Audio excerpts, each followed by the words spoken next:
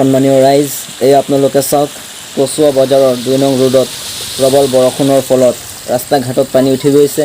গাড়ী মটৰ যোৱাত বহুতো অসুবিধাৰ সৃষ্টি হৈছে। যাতায়াত ব্যৱস্থাও বহুত কঠিন হৈ পৰিছে।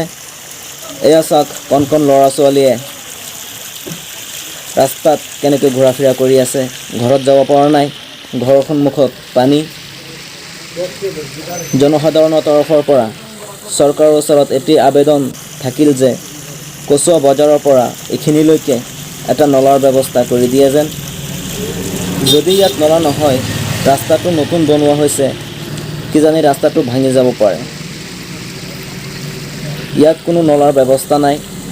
বজাৰৰ যিমান পানী আছে সব ইয়াত আহি জমা হয়। ইয়াৰ প্ৰধান কাৰণ হ'ল নলা নথকা। আপোনালোকে এবাৰ দৃশ্যটো চাওক, পানীৰ কি স্পীড, কেনেকৈনো জনসাধাৰণে চলাফিৰা কৰিব, ঘূৰণ ফিৰণ কৰিব। আপোনালোকে ভালকৈ দৃশ্যটো চাওক। এয়া সৰু সৰু ল'ৰা ছোৱালীয়ে কেনেকৈ ৰাস্তাত ঘূৰা ফিৰা কৰি আছে, ঘৰত যাব পৰা নাই।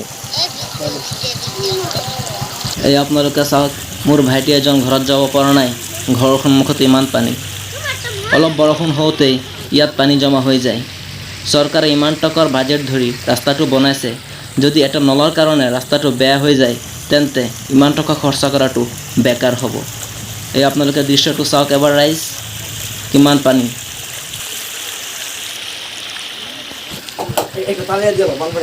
এই আপোনালোকে ভালকৈ দৃশ্যটো চাওক, সৰু সৰু ল'ৰা ছোৱালীয়ে কেনেকৈ ৰাস্তাত ঘূৰা ফিৰা কৰি আছে, ঘৰত যাব পৰা নাই, গাড়ী মটৰ ঘৰত নিব পৰা নাই, ৰাস্তাতে ৰখাই থৈছে।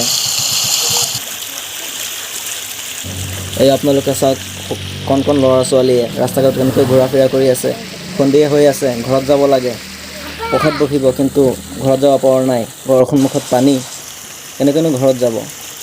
আপোনালোকে এবাৰ দৃশ্যটো চাওক ৰাইজ, মনোযোগেৰে চাব প্লিজ।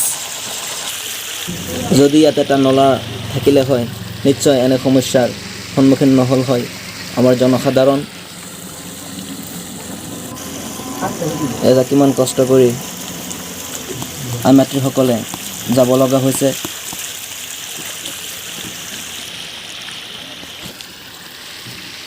যদি চৰকাৰে অলপ দয়া কৰি নলা এটা ব্যৱস্থা কৰি দিয়ে, জনসাধাৰণৰ বহুত সুবিধা হ'ব।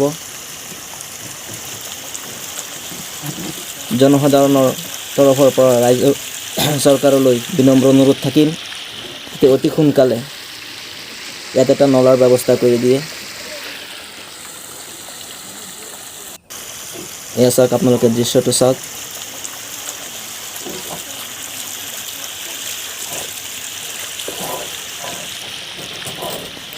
চাওক পানীৰ কি স্পীড, আপোনালোকে নিশ্চয় দৃশ্যটো চাই আছে।